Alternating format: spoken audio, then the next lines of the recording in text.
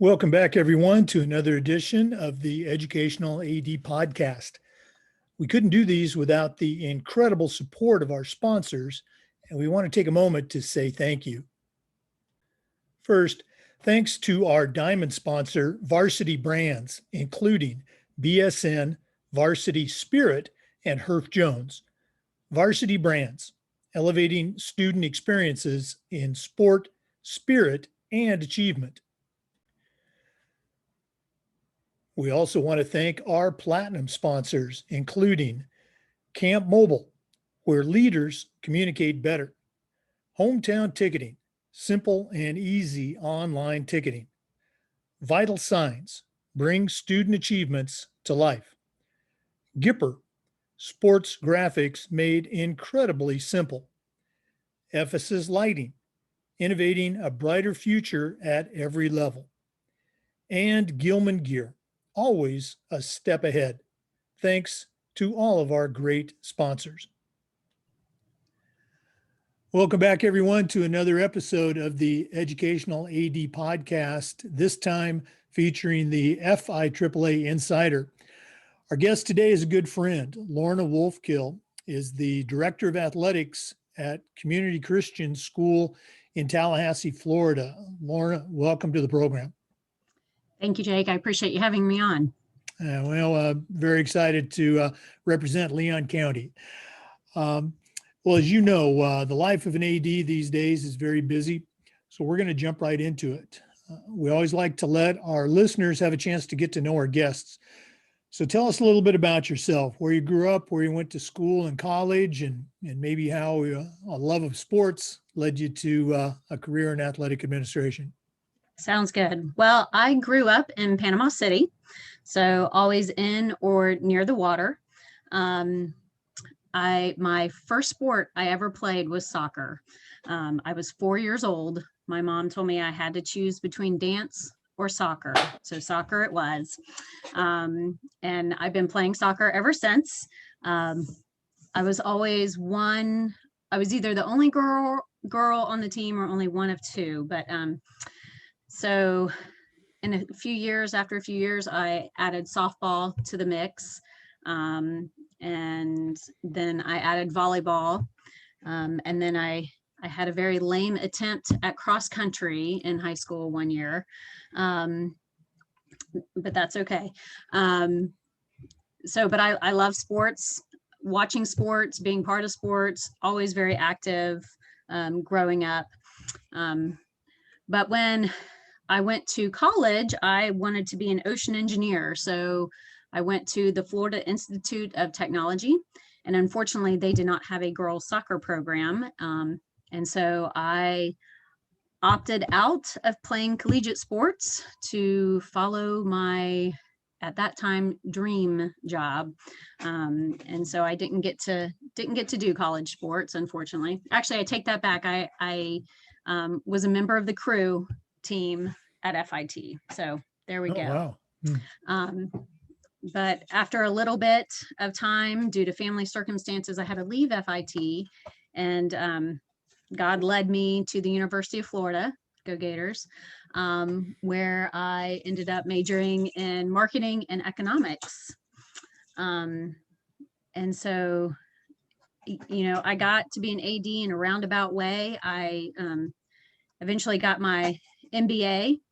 I was a marketing director for a international scuba magazine. I was a pharmaceutical sales rep, college professor, all these different careers. And then God very much said, you don't need to be working right now. So for a season, I did not have a regular job.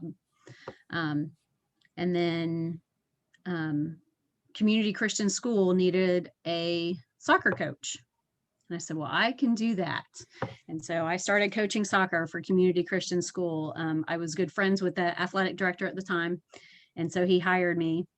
And then a couple years later, he said, we need a new athletic director. I'm going to move on. And so I interviewed for the position. And it was the most intense interview I've ever had in all my life. Even with all the other jobs I've ever had. but I got it. And so 10 years later, here we are, still at CCS.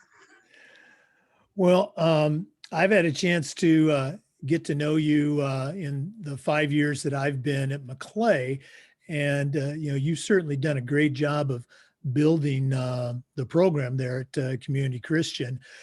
Um, in our business, we always talk about the importance of leadership and mentors. And Yes. I'm always curious, who are some of your mentors, either growing up or in the business? Hmm. The expression I like to use is I still hear those voices in my head when I'm talking with coaches or kids or parents. So whose voices do you still hear? Absolutely. Well, one of the main voices I still hear was actually one of my first employers. When I was in high school, I worked at a marine mammal park, and Mr. Miller was his name. And he, although he didn't teach me anything about sports, he taught me a lot about business, but also a lot about leading and serving your staff. Um, but I think most importantly, he taught me about not taking myself too seriously, to enjoy life, and you know, yeah, not take life too seriously. So I definitely have him in the back of my head constantly. So I try to have fun and try to make sure other people are enjoying what they're doing. Um, my first couple of soccer coaches, they're definitely still in my head. My very first soccer coach was actually in a wheelchair, and I'm still amazed by what an awesome job he did coaching 19 4-year-olds from a wheelchair. But he was very inspirational, and just showed me, if you put your mind to it, you can certainly do it. um, he also never saw me as he never treated me like a girl, like any differently than the team, than the rest of the team. So I appreciated that as well. So it kind of gave me that can-do attitude. Um, and then of course there are people in my life now that are current ADs or former ADs that I look to, reach out to, and I mean, you're one of them. I am sending emails to, going, I have no idea, help me, what are you doing in this situation? And I always appreciate the feedback, because it's good to have connections in the business, for sure. No, absolutely. Um, Again, you mentioned that you've been at CCS now for 10 years. Talk about, that process from coming on. I know you had, an athletic background as an athlete, maybe outside of traditional sports as well.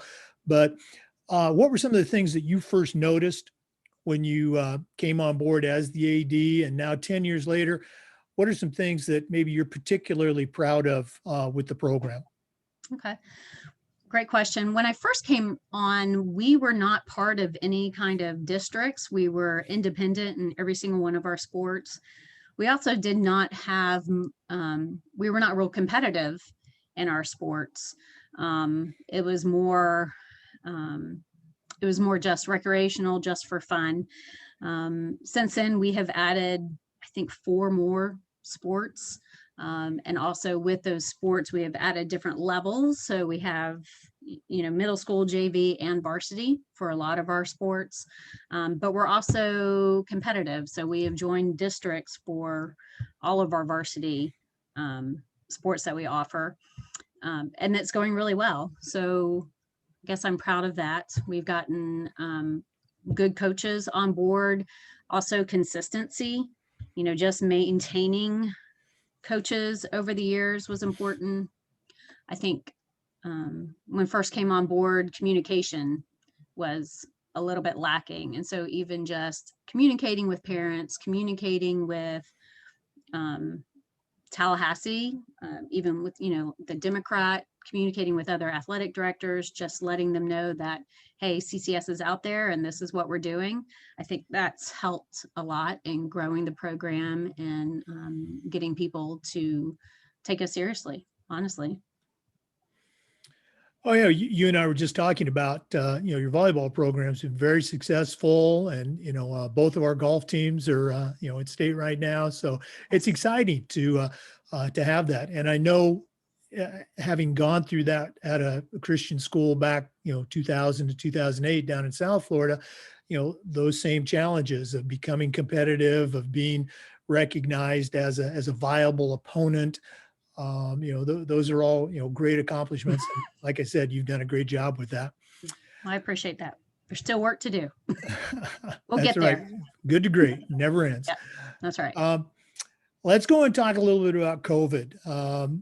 As we've done these interviews the last several months, we've seen a variety of responses across the country. Some states have shut down sports completely. Other states have elected to move sports around, football going to the spring and baseball in the fall.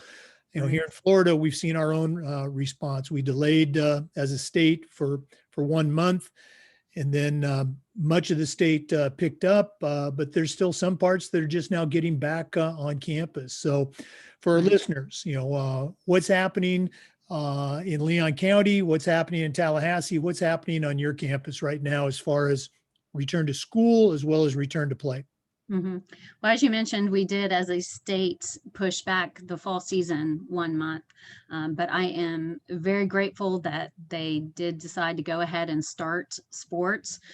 We were able to have all of our, well, all but one of our sports. We had volleyball, golf, cross country, and swimming.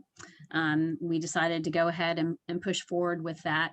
Of course, we have implemented different protocol, different safety precautions, sanitizing, if you're sitting on a bench, you're wearing a mask, social distancing, things like that. We were not able to have our flag football middle school team, unfortunately. Just the people that coordinated that felt like it was a little too high risk. So we're really trying to go on as normal as we can, get some normalcy back to the season. Swimming has definitely been a challenge. We do not have our own pool, and so we usually use the pool at FSU or FAMU, but both of those have been closed. So for several weeks, we weren't able to swim at all. Our coaches did an amazing job of just doing land drills with the kids. And then a few weeks ago, we got one of the city pools allowed us to come on board. So we're swimming, but we haven't had meets, and we haven't had starter blocks. And so that's going to be a challenge. Our swim districts is next week, and it's going to be the first time on starter blocks for some of our kids. So that should be a very interesting experience for them. But it's okay. I mean, the coaches are very positive about it. They've encouraged the kids. The kids are excited. So we'll see. So it wasn't the swim season we wanted, but that's okay. We're gonna work through it. At least we got to have a swim season. So school is really, we're kind of returned to normal as much as possible. We are wearing masks, doing a couple of different, changes in our protocol, but we're all in person. No virtual classes unless they have to quarantine, which we have been very blessed by that and have not had to do any of that. So, so far we're doing okay. Well, that's great to hear. What's the outlook as we're making the transition right now? And for our listeners, we're recording this October 22nd. So what's the outlook as we get ready to transition into the winter sports season, which for Florida is basketball and soccer? Right. Well, we are going ahead as planned. Again, with the COVID protocol, limiting some things, number of spectators, wearing masks on the bench, again, social distancing. But we're gonna go ahead and do it, and we're hoping that COVID does not hit any of our members. They consider our soccer and basketball a little more high risk than the fall sports. So we'll just have to wait and see. We are having some issues. There are quite a few schools that have either opted out of having winter sports or have decided to end their season before Christmas break, which typically it would go through January or even the beginning of February. So that has become a challenge for us to find enough competition. But we have enough kids to play. The parents are excited about, getting their kids out of the house and onto the field and getting activity. I think we all kind of realize that that's important for our mental fitness as well as our physical fitness. All the best moving forward. One question that we've been asking our ADs on the podcast relates to this idea of social issues, social justice. When COVID hit last spring, we also saw just an increased awareness of this. The events, in Minneapolis and Atlanta and a month or so ago in Wisconsin. So my question has been this: what are some things that we can do as athletic directors in our arena to do a better job, with our students, our parents, our community in this area of social awareness? Mm-hmm. Another great question, and that was a really hard one for me to come up with an answer on. We are a Christian school, and so we teach our students that God wants us to love everyone, that it doesn't matter who you are, if you like us or hate us, or it doesn't matter. God loves them, and we should too. And so in our school, we're still spreading that. We still want to reach out to everybody and share God's love and share the gospel. And so we do. I mean, we talk with our kids, but I think just being aware of the injustices, that's key. Making the students, especially the older students, high school students, aware of these things that are going on and how can they be a part of the change. I think there's a lot of people that want to see change, but they don't know exactly how to do it. And a lot of the riots and protests are people wanting change, but again, not really sure how to go about it. So I think us as athletic directors, as administrators, just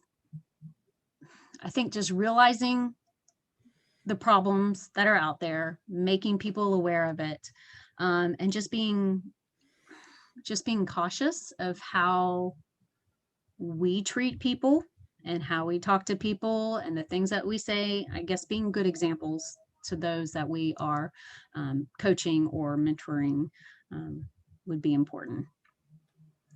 Very good advice. I really appreciate you sharing that. Great perspective. Let's go and lighten it up a little bit. Okay. I always ask our ADs, what's your favorite part of the job? And invariably, they always say it's the kids, and they should say it's the kids. Yes, absolutely. So beyond the kids, oh no. What are some of your favorite things about being the athletic director at Community Christian School? What gets you excited about coming to school each day? All right. Well, I was going to say the students, so you took that away from me, and that's okay. I just love the fact that I can go to work and I get to play sports all day. I get to be involved in sports all day long. Some days it's not as fun because you're doing the minuscule tasks and the crazy organizations and putting out fires. But ultimately, I get to go spend a day by the pool watching these kids swim for, several hours, or I get to go outside and watch tennis tournaments or golf. And that's such a blessing to me that I get to do that. That's my job. That's exciting to me. And I mean, as I said, I love sports. I grew up with sports. And I could talk about sports constantly if I had to. So that's what I love. If I have to put the students second, there you go. It's just the opportunity to be involved. You don't have to put them second. You just have to, talk about some other things. Okay, just not count them. That's fine. Well, Lorna, this has been great. And again, you and I have known each other for a while. We share families. We have siblings at each schools. Not our siblings, but Right. school families, and our teams play each other on a regular basis. So it's not like this is the first time we've chatted. But Right. we always like to wrap up with what we call the new athletic director's toolbox. Yes. You're certainly an experienced AD, and I'm tasking you right now with sending out a brand new athletic director on their very first job. But I'm only going to let you put 3 things in their toolbox. What 3 items are going to go in Lorna's athletic director toolbox? Well, I had 3 things that I would say to a new athletic director. That's okay. Can that work? Can that Absolutely. be my toolbox? And the first one is, don't worry about looking dumb, ask the question. Just because there was so much stuff that I didn't know, and I was just so worried looking, like an idiot. Honestly, I was afraid to ask, but don't worry about looking dumb, ask the question. The second one would be get to know other ADs. Some in your area and in similar size schools, and some around the state and around the country that may be in bigger schools. So you can get a big vision of where you want your school to be. And the third thing I would say to a new AD, and this actually came from one of your coaches, and I think it was the best advice I have ever been given, was don't worry, I have already done everything wrong at least once. It happens and it will be okay. There you go. Well, I appreciate our coaches reaching out and helping you, but great advice. Okay.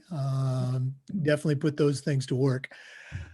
Lorna Wolfkill, thank you so much for being on the podcast today. And as I said, continued success this year.